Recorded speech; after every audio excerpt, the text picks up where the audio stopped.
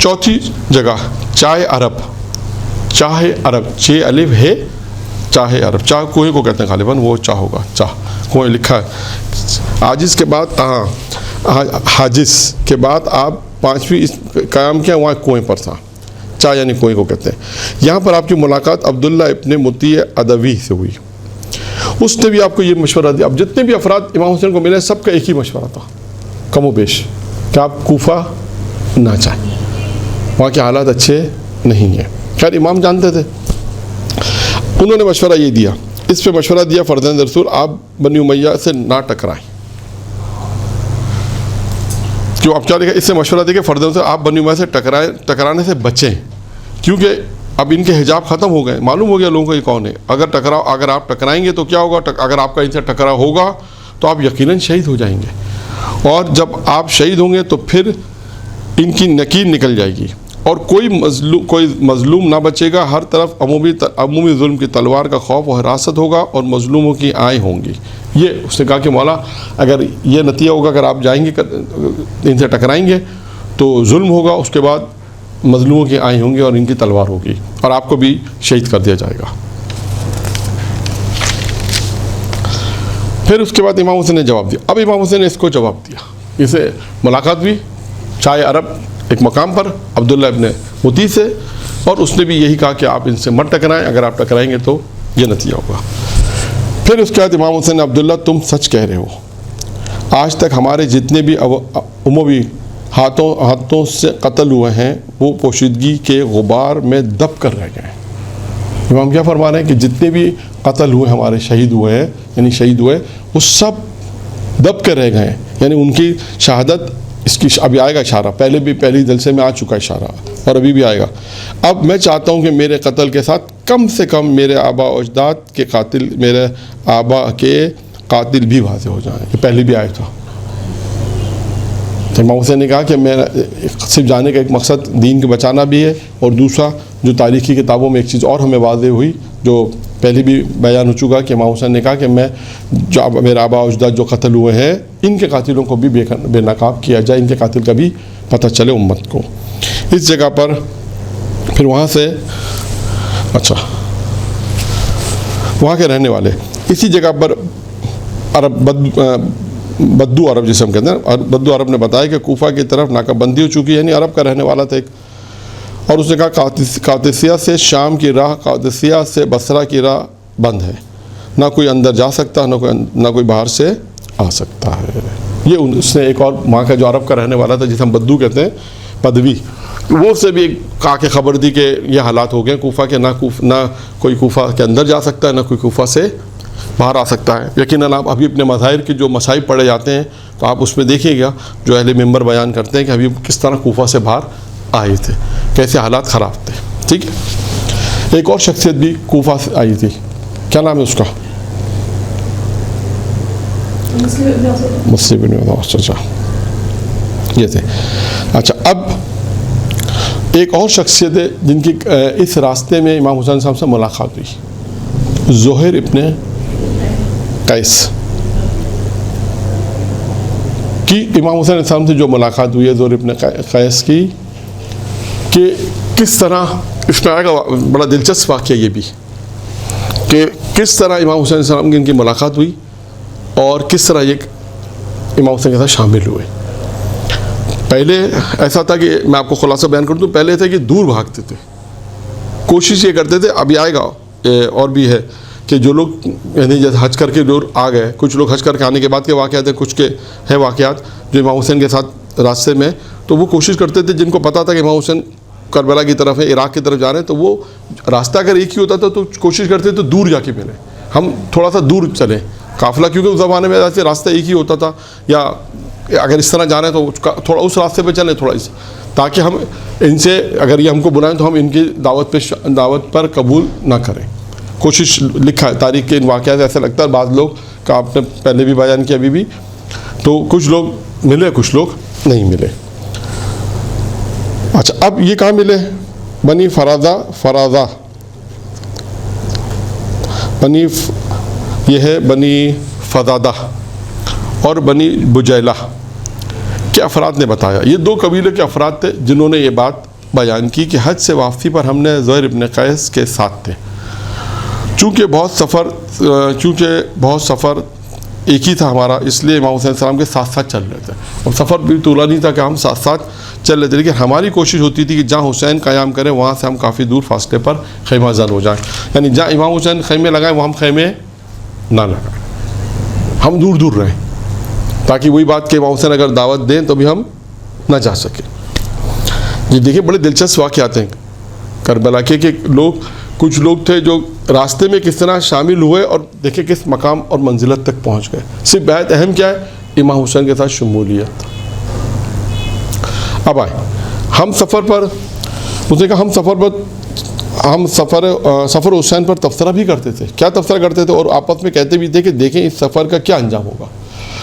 اس مقام پر ایک دن ہم نے دسترخوان بچھایا، یعنی وہ آپس میں بحث بھی کرتے تھے کہ ہم سفر پہ تبصرہ بھی کرتے تھے آپس میں کہ دیکھو امام حسین سفر پہ جاتے رہے کربلا، اس کا انجام کیا ہوگا۔ اور اسی مقام پر ایک دن ہم نے دسترخوان بچھایا، کھانے پر بیٹھے تھے تو ایک شخص نے آ کر کہا زہیر آپ کو فرزند رسول نے بلایا ہے۔ اچھا، یہ پیغام کہتے ہیں یہ پیغام سنتے ہی ہمارے ہاتھ پاؤں شل ہو گئے۔ شل کہتے ہیں فارسی میں جسے کہتے ہیں فالج پڑنا، یعنی کام نہ کرنا، جسے کہتے ہیں ہاتھ پیر سن ہو گئے، اردو میں استعمال کرتے ہیں کہ اب کیا کریں، ایک دم سے ہاتھ پیر سن ہو گئے کہ کیا جواب دیں۔ تو یہ کہا کہ دم سے شل ہو گئے، ہم کچھ سمجھ میں نہیں آ رہا کیا کریں۔ ہم میں سے کسی میں جواب دینے کی سخت نہ تھی۔ زہیر نام ہے، زہیر ابن قیس، زہیر ابن قین ہے، قیس نہیں، زہیر ابن قین ہے۔ ہاں، زہیر کی زوجہ نے زہیر سے کہا زہیر کیا تمہارا خون سفید ہو گیا؟ سفید ہو گیا تو تم پہلے تو کبھی ایسا نہ تھے، مجھے حیرت ہے کہ فرزند رسول تجھے بلائے اور تو جواب تک نہیں دیتا۔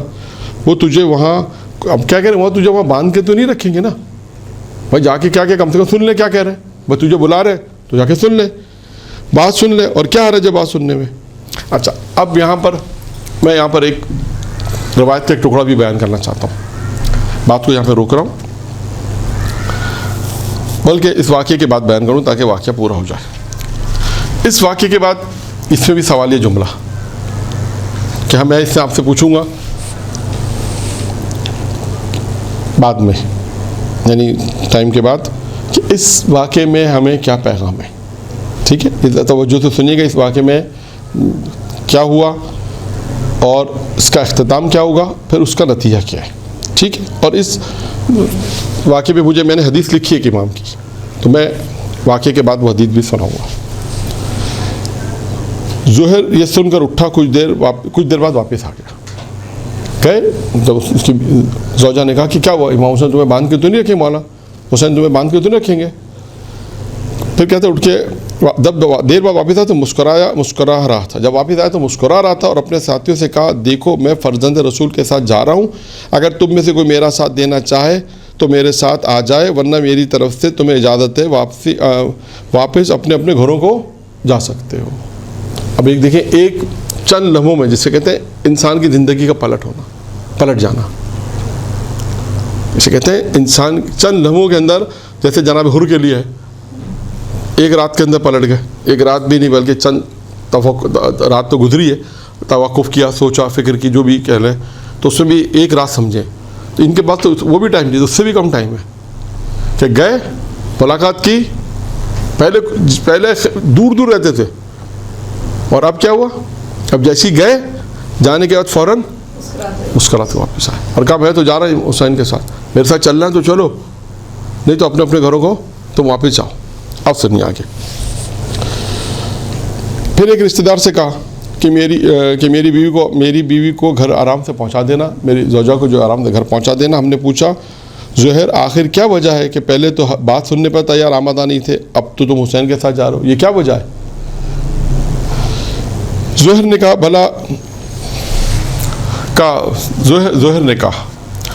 بھلا ہو میری بیوی کا، اس کا نام بھی لکھا ہے واو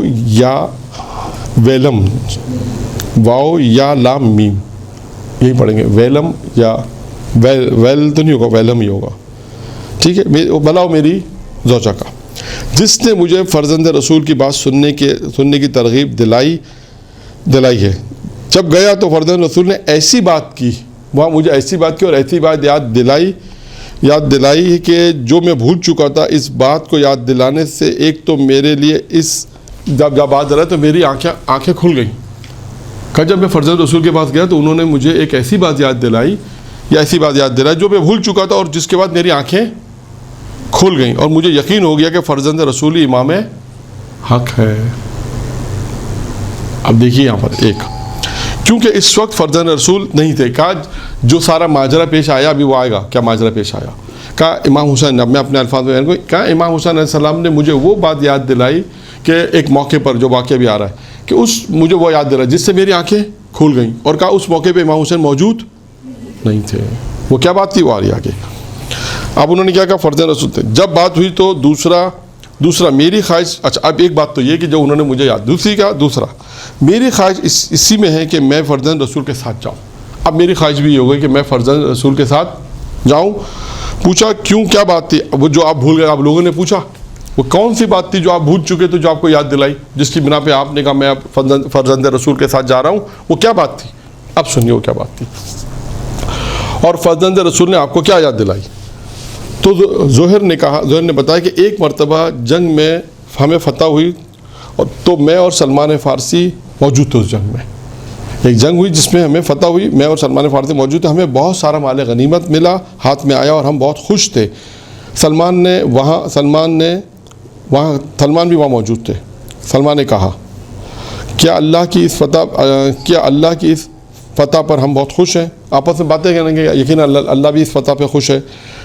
ہم نے کہا سلمان بھلا اللہ کی اتنی عظیم نعمت پر کون خوش نہیں ہوگا. سلمان نے کہا یاد رکھو ایک دن, یعنی آپس میں گفتگو کر رہے ہیں کہ جب ہم نے جنگ کی ہمیں فتح ہوئی, مال غنیمت ہے تو ہم بھی خوش ہیں اور جو ہے وہ خوش ہے. تو انہوں نے کہا اس پہ کون خوش نہیں ہوگا, سب خوش ہوں گے جتنا مال غنیمت ملا. اب سلمان نے کہا یاد رکھو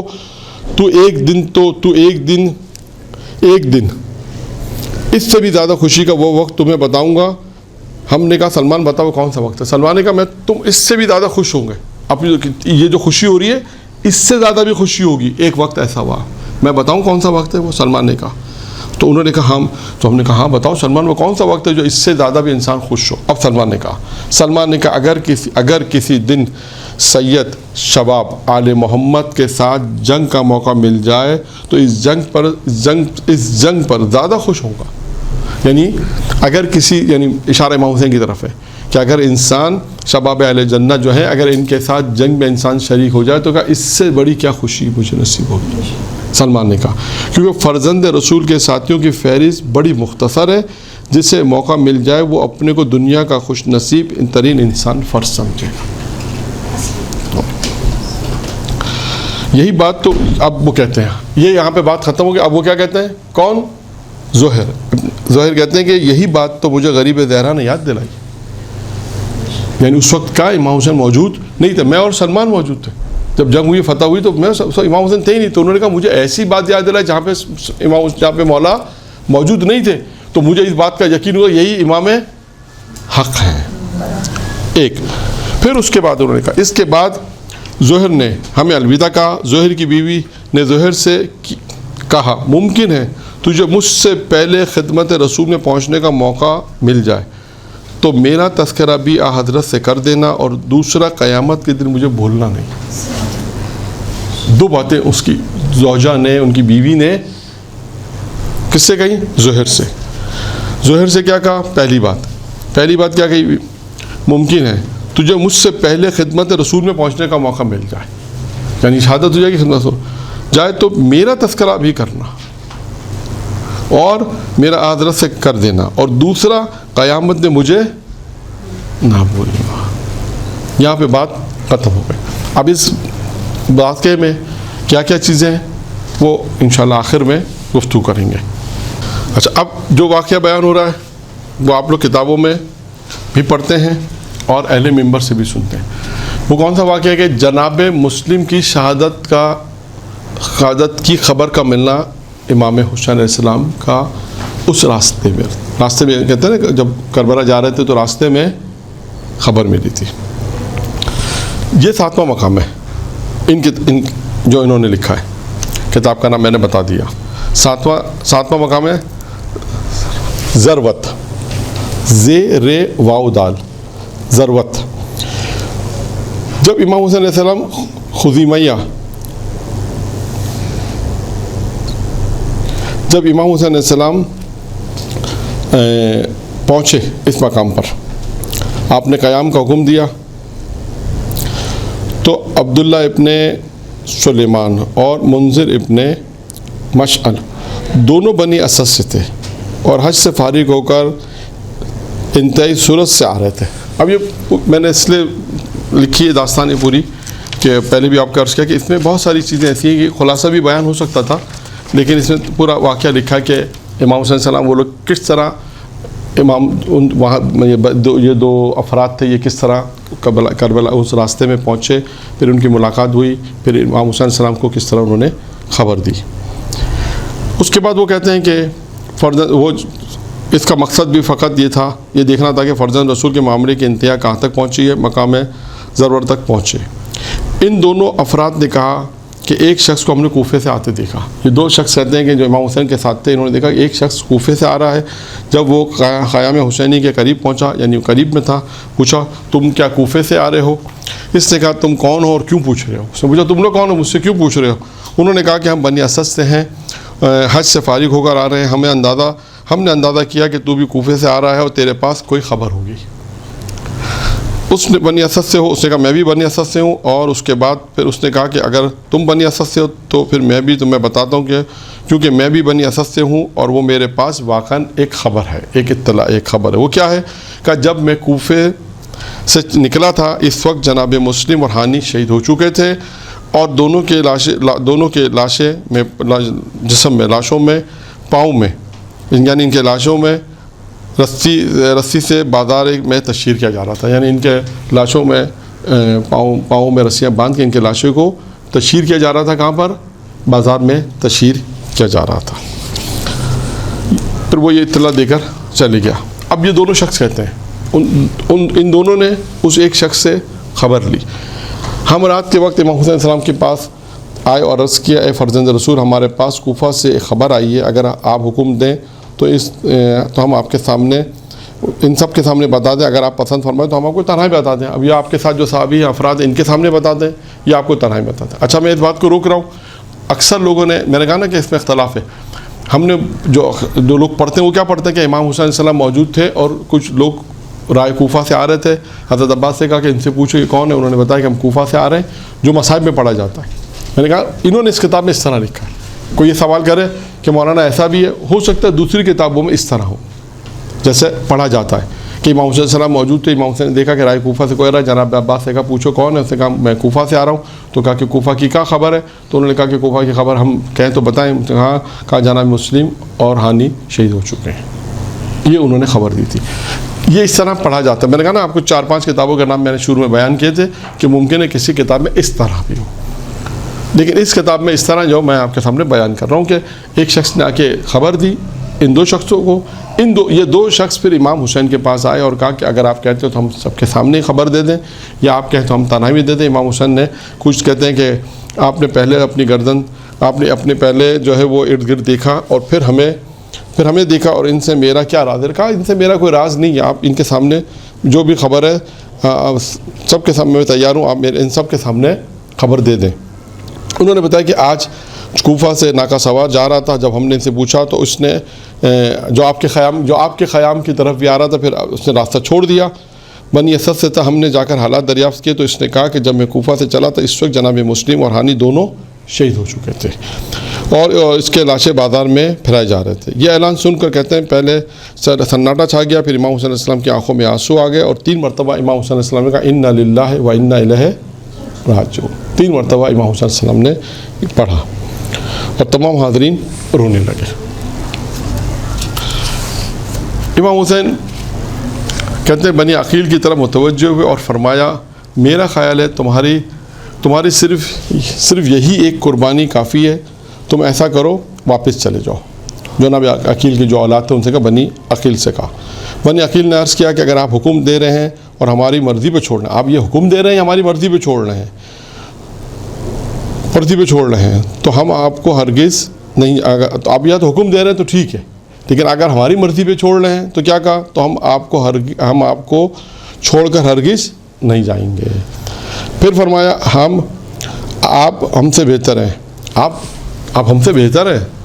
پھر فرمایا کہ ہماری وہ زندگی کس کام کی جو آپ کے بغیر گزر جائے۔ یہ بہت نقطہ اہم تھا، یہ نقطہ بہت اہم ہے، یہ کہتے ہیں معرفت والا نقطہ ہے۔ کہہ رہے ہیں کہ آپ ہم سے بہتر ہیں، مولا سے کہہ رہے ہیں، امام حسین نے کہا ہم چلے جائیں صحیح، اور اس کے بعد کہا کہ ہماری وہ زندگی کس کام کی جو آپ کے بغیر گزر جائے۔ یہ انہوں نے ایک بہت اہم بات، ہمارے حساب سے بہت اہم بات۔ پھر آپ قیام میں چلے گئے۔ پھر کہتے ہیں ثانیہ زہرا فرماتی ہیں کہ آپ کا چہرہ اداس تھا اور آپ جناب رقیہ کے خیمے میں آئے، جناب مسلم کی بچیوں کے سر پر ہاتھ رکھا، ہاتھ پھیرا۔ بچی نے بھی عرض کیا آج تو آپ اس طرح سلوک کر رہے ہیں جیسے یتیموں کے ساتھ سلوک کیا جاتا ہے، کہیں ہم یتیم تو نہیں ہو گئے۔ آپ برداشت نہ کر سکے، بے ساختہ رونے لگے اور بچوں کے سر کو چوما اور فرمایا آج کے بعد سے میں تمہارا باپ ہوں اور سکینہ اور فاطمہ تمہاری بہنیں ہیں۔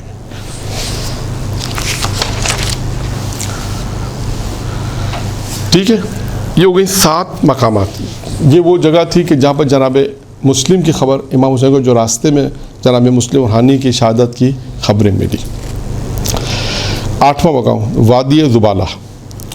ضرورت سے چل کر آپ وادی زبالہ میں آپ کو جناب قیس ابن مسر سیداوی کی شہادت کی اطلاع ملی۔ جب امام سفر پہ جا رہے تھے، آگے سفر کربلا کی طرف سفر ہے، اور جب وہ کوفہ پہنچ گئے، کوفہ میں جب ان کو شہید کیا گیا تو امام کو راستے میں یہ خبر ملی کہ کوفہ میں جس کو خط دے کے بھیجا تھا وہ شہید ہو گیا۔ پھر اس کے بعد آپ نے وہاں سے اپنے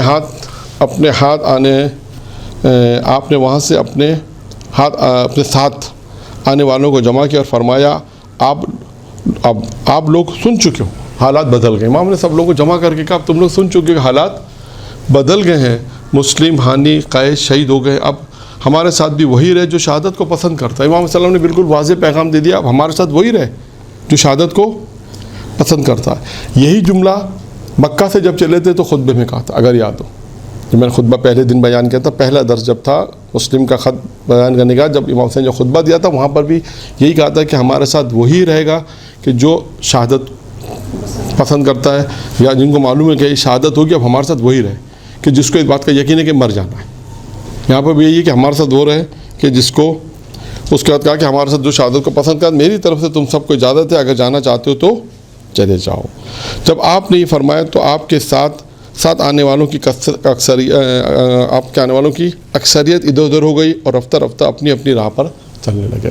جو بعض لوگ تھے، کہتے ہیں لکھا ہے کہ کچھ لوگ تھے جو ادھر ادھر ہو گئے، باقی کچھ لوگ تھے جو امام حسین کے ساتھ آخر تک کربلا کے سفر پر گامزن رہے۔ پھر اس کے بعد ایک اور وادی ہے بطن عقبہ۔ وادی زبالہ سے آپ بطن عقبہ میں قیام کیا، یہاں پر بھی ایک شخص سے ملاقات ہوئی اور اس کا نام ہے عمر ابن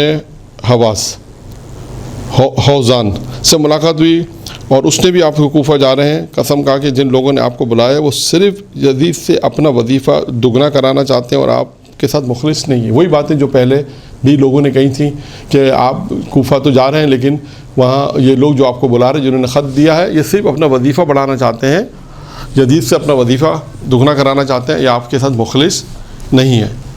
پھر امام حسین علیہ السلام امام نے فرمایا مجھے سب معلوم ہے، لیکن ایک وعدہ ہے جو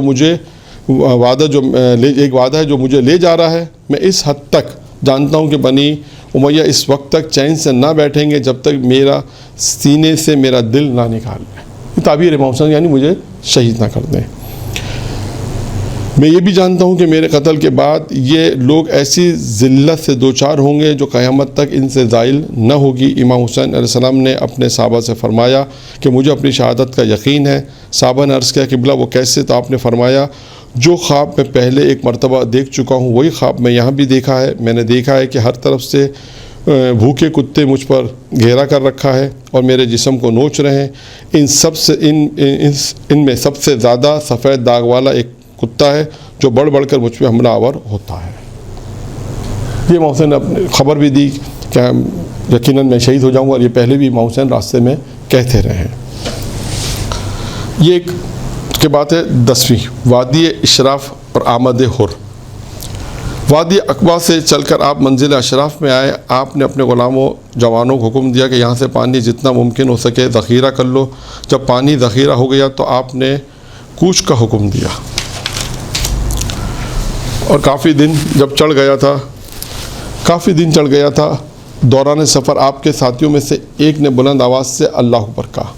امام حسین نے فرمایا واقعاً اللہ اکبر ہے، یہ اللہ ہی اکبر ہے، لیکن اس وقت اس تکبیر کا کیا مقصد تھا؟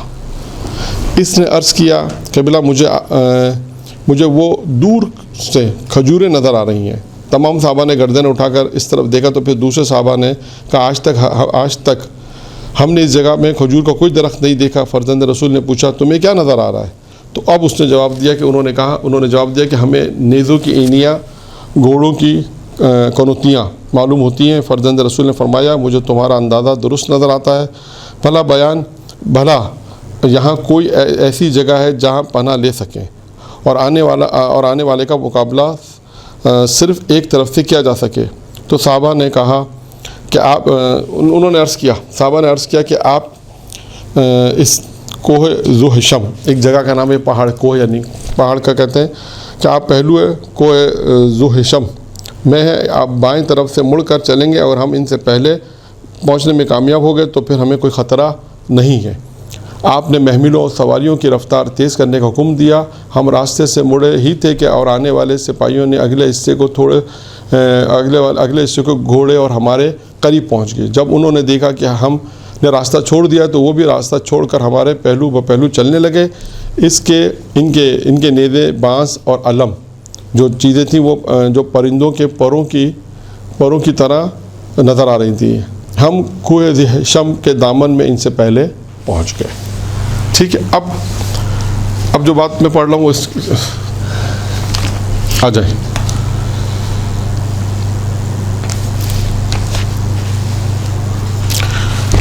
یہاں تک 10 وادی اشراف اور آمد حر۔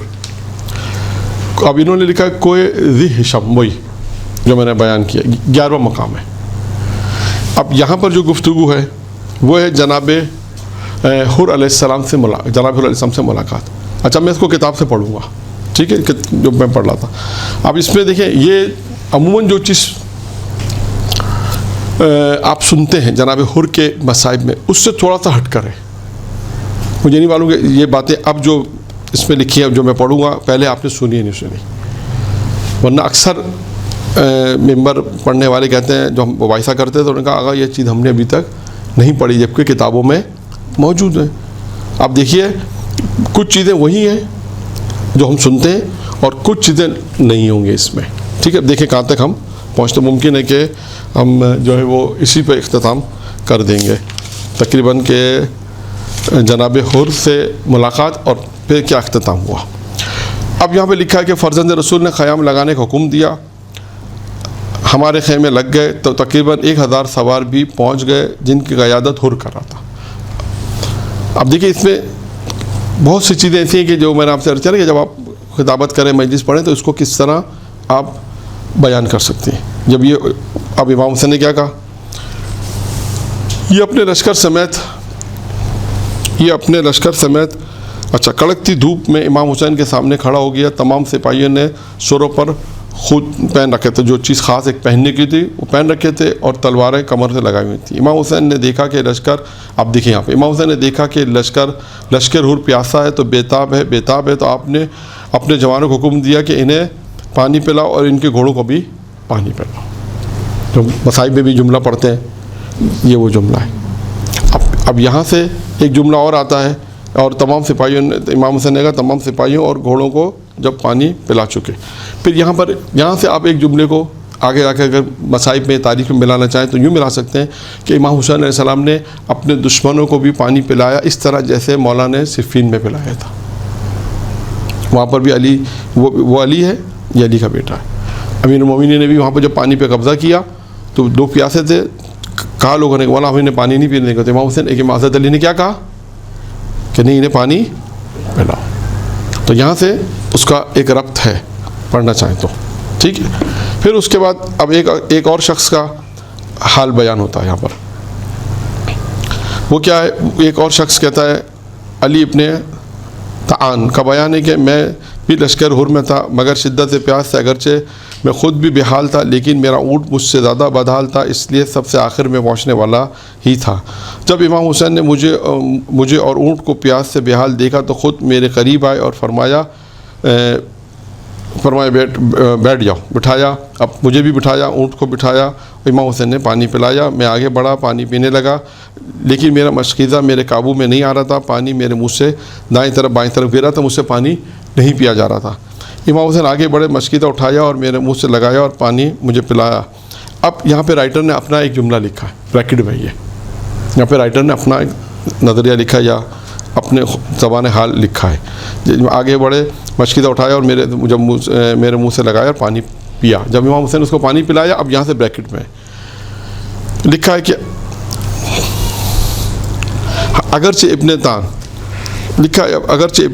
تعان نے بتایا تو نہیں ہے، ابن تعان نے نہیں بتایا، رائٹر کہہ رہا ہے، لیکن ممکن ہے کہ امام حسین نے فرمایا ہو کہ آج کا دن یاد رکھنا، کبھی مجھے پانی کی ضرورت ہو تو تیرے بس میں ہو تو تو مجھے پانی دے دینا. یہ مترجم نے اپنا حاشیہ لگایا ہے. ٹھیک ہے.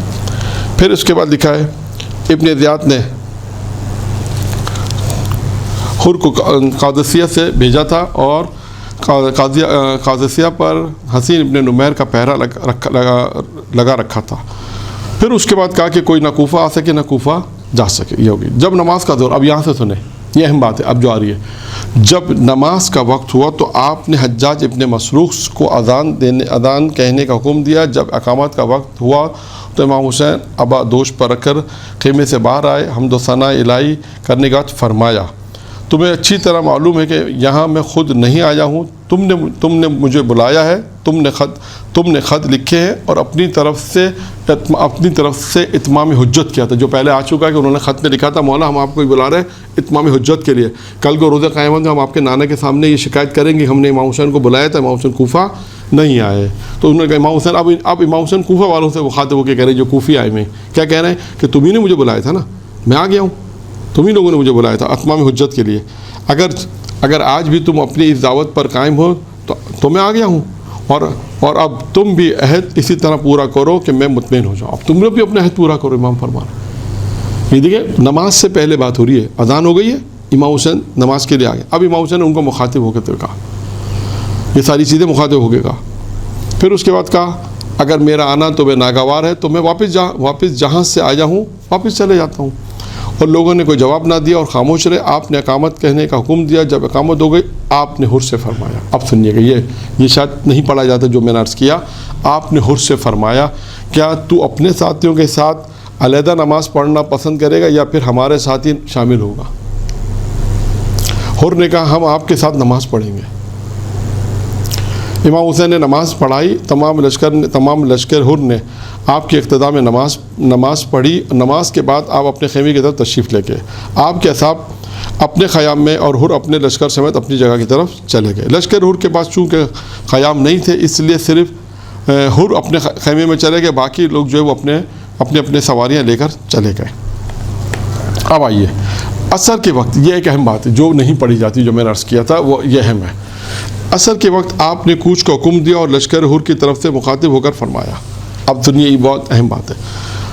کیا فرمایا؟ لشکر حر کی طرف مخاطب ہو کر خطاب ہو کر حمد و ثنا الہی کی بات فرمایا اے لوگوں. اب امام حسین کس سے مخاطب ہے؟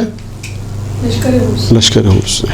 جب وہاں سے نکل رہے ہیں، کوچ کر رہے ہیں، جہاں قیام کیا نماز ہو گئی، اب وہاں سے نکل رہے ہیں. اے لوگوں اگر تم اللہ کا تقوی اختیار کرو، پہلا کام تقوی اختیار، دوسرا اور اہل حق کو پہچانو. امام حسین تقوی، تمام برائیوں سے روکو، تمام واجبات کی ادائیگی. دوسرا اہل حق کو پہچانو، اہل حق کو پہچان لو تو خوشنودی خالق اسی میں ہے. تمہارے خالق بھی اسی میں خوش ہوگا، خوشنودی پروردگار اسی میں. تم اہل حق کو پہچانو. یعنی امام حسین دوسری چیز کیا بتا رہے ہیں؟ پیغام کیا ہے؟ تو قیامت تک کے لیے لوگوں کو پیغام. وہ تو خود وہاں ان لوگوں سے کہا کہ حق کو پہچانو، میں حق ہوں. یعنی کیا کہنا چاہتے ہیں؟ میں حق ہوں. میں علی کا بیٹا ہوں، علی حق ہے، حق علی کے ساتھ ہے، پیغمبر کی روایت بھی ہے، علی حق کے ساتھ ہے، حق علی کے ساتھ ہے، اور ادھر کیا کہا، حق کو ادھر موڑ دے جدھر علی ہو. یعنی یہاں پہ آپ حق کے اوپر گفتگو کر سکتے ہو. کہا اہل حق کو پہچانو. اور یہ آج بھی ہے پیغام امام حسین کا کہ انسان آج بھی حق کو پہچانے کہ حق کیا ہے، تاکہ خدا کی خوشنودی حاصل ہو، خالق کی خوشنودی حاصل ہو.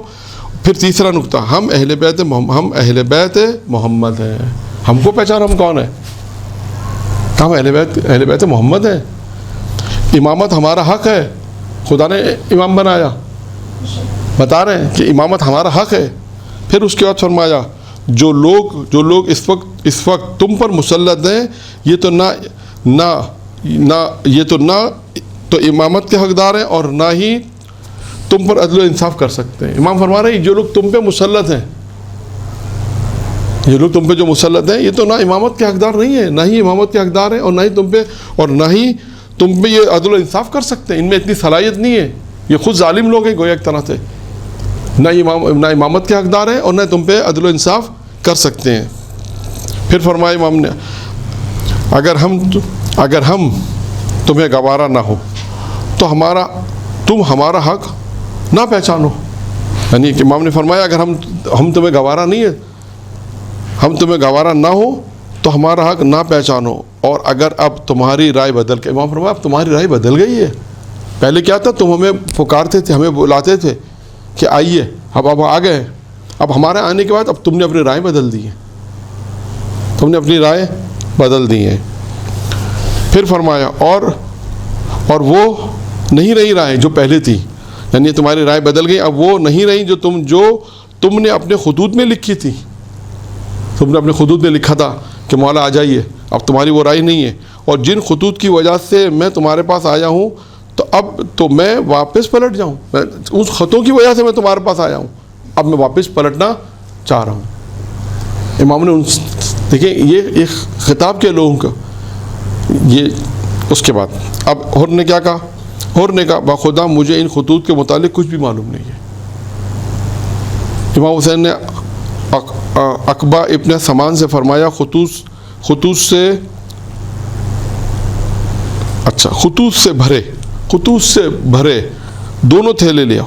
جو خطوط انہوں نے تھیلے لے آؤ. تھیلے جب آ گئے امام حسین نے دونوں تھیلے نکال کے ان کے سامنے رکھ دیے، حر کے سامنے رکھ دیے. یہ ہے خطوط جو مجھے بھیجے گئے تھے. حر نے کہا ہم میں سے کوئی بھی ایسا نہیں ہے جس نے آپ کو خط لکھا ہو. یہاں ہم جس لشکر میں ہم میں سے کوئی نہیں ہے. ہمیں تو اپنے ذات کی طرف سے حکم ملا ہے کہ ہم جہاں بھی حکم ملا ہے کہ ہم جہاں آپ جائیں گے اور اس کے بعد جہاں بھی آپ جائیں ہم آپ کے ساتھ آپ کے پاس جائیں. اس کے بعد اس وقت تک آپ سے جدا نہ ہو جب تک آپ کوفہ میں اپنے ذات کے پیش نہ ہو جائیں. یعنی امام حسین سے کہا کہ ہمیں تو یہ حکم ملا ہے کہ امام حسین کو اپنے ذات کے پاس کوفہ میں پہنچا دیں. ہمیں یہ حکم ملا، ہمارے لشکر ہم جس کام کے لیے وہ یہ کام ہے. ہمیں اس خطوط کے بارے میں متعلق پتہ نہیں ہے کہ کس نے آپ کو خط لکھے. ہمیں تو یہ کہا ہے کہ امام حسین کو گرفتار کر اپنے ذات کے پاس کوفہ پہنچا دو. یہ اس نے کہا. پھر اس کے بعد اب آئیے امام حسین نے کہا، امام حسین نے فرمایا بہت دور کی بات جو تو کر رہا ہے، مجھے تو اس وقت کی نسبت موت تیرے زیادہ قریب نظر آ رہی ہے. تو بہت دور کی بات کر رہا ہے. پھر آپ نے اپنے صحابہ سے فرمایا اٹھو اور سوار ہو جاؤ. سب اٹھے، خود سوار ہوئے. دختران رسول کے سوار ہونے کا انتظام ہوا. جب تمام مستورات سوار ہو گئیں تو آپ نے فرمایا واپس پلٹو. جب قافلہ مظلوم واپس پلٹنے پر آمادہ ہوئے تو لشکر حر درمیان میں حائل ہو گئے. جب یہ امام حسین چلے تو اب سنیے وہ جملہ جو مصائب میں پڑھتے ہیں. جب حائل ہوا امام حسین السلام کو، حر نے روکا تو امام حسین نے کیا کہا تھا؟ امام حسین نے فرمایا اے حر تیری ماں تیرے ماتم میں روئے تو مجھ سے کیا چاہتا ہے؟ تیری ماں تیرے غم میں روئے. ایک جملہ یہ بھی تھا، تیری ماں تیرے ماتم میں روئے.